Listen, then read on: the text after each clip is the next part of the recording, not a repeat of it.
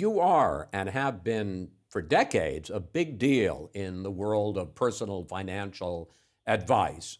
You've written 10 New York Times bestsellers. You've had a series of TV shows and specials for more than 20 years.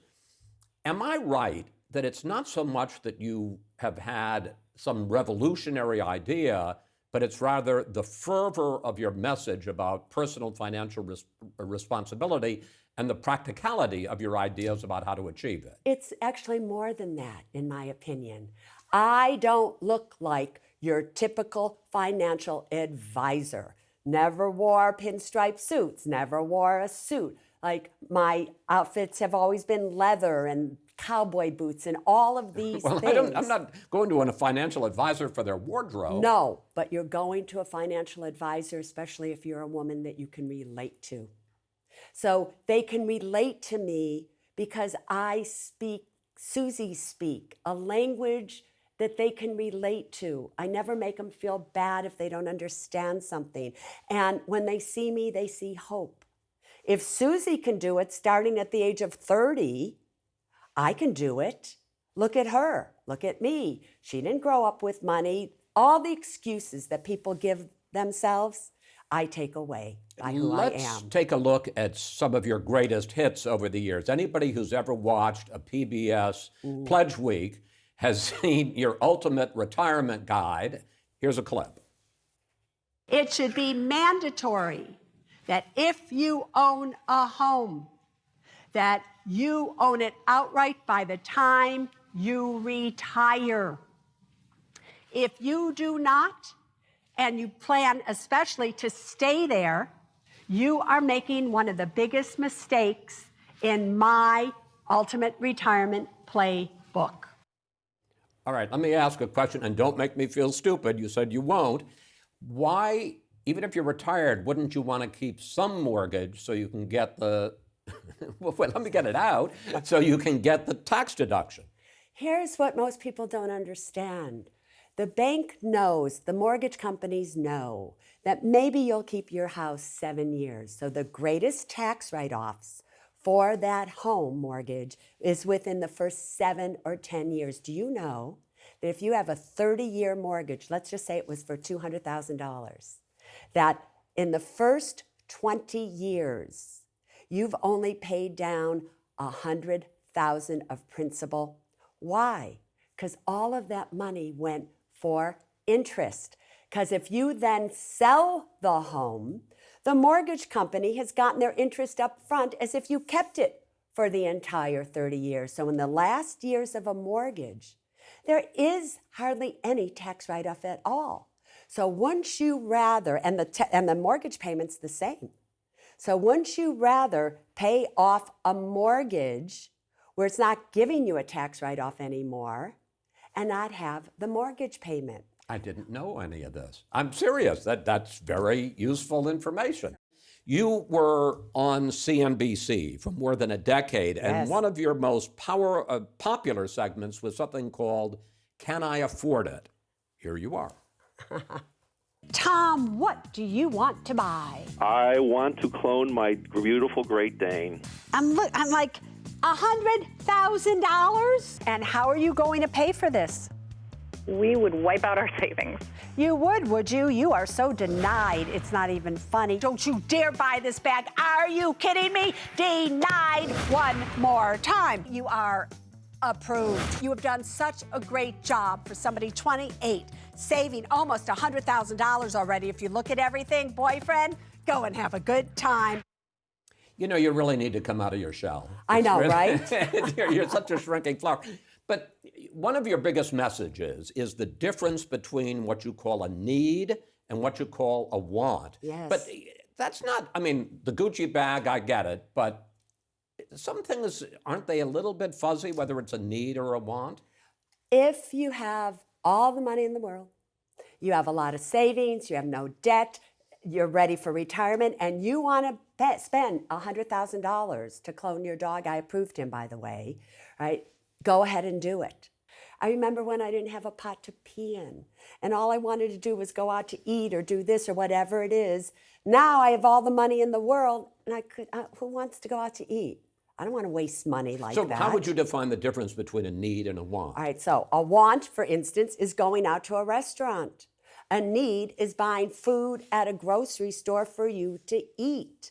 A want is putting gasoline in your car just so you can drive around. A need is putting gasoline in your car so you can go to work. A need is medicine for your sick kid or you. A want is you go into a store, you see something, you weren't even thinking about buying it. You want that? I don't think so. But Susie, let me show you a headline recently from the Wall Street Journal. Take a look at this. Americans are still spending like there's no tomorrow. We are spending more on luxury goods and what are called experiences like travel and entertainment. Are we crazy? Thank you, financial pandemic there.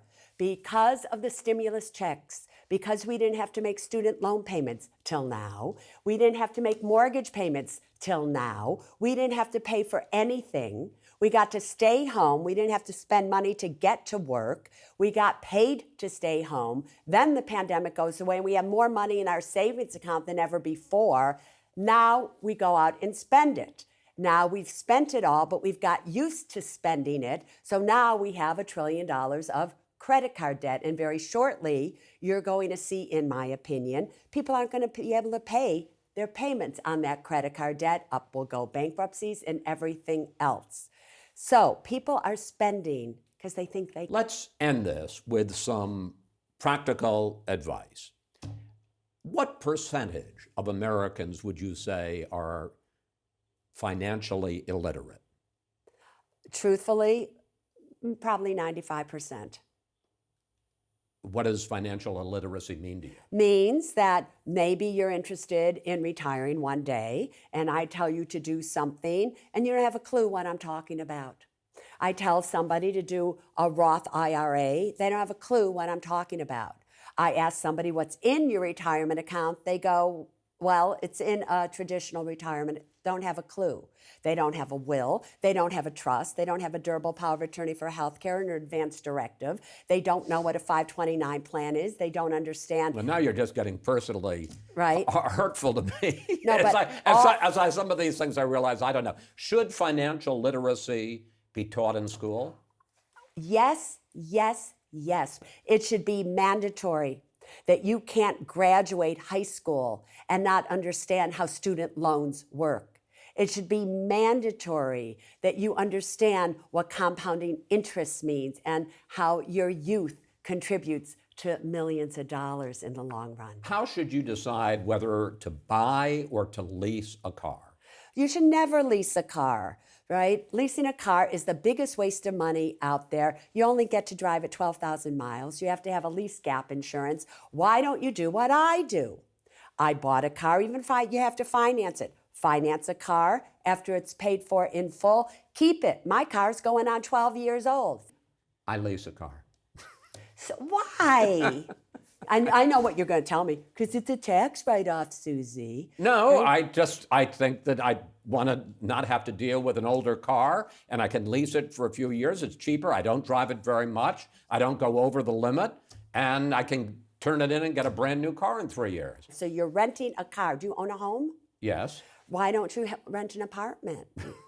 Because Owning? no, see, that's different because real estate goes up and the value of my home has increased a lot, but a car is a depreciating asset, as you just said. Yes, but if you keep it the entire time and you look at the money that What's the entire time? and the life of it, if you take good care of it, like my car's going to be good for another Okay. 5 years.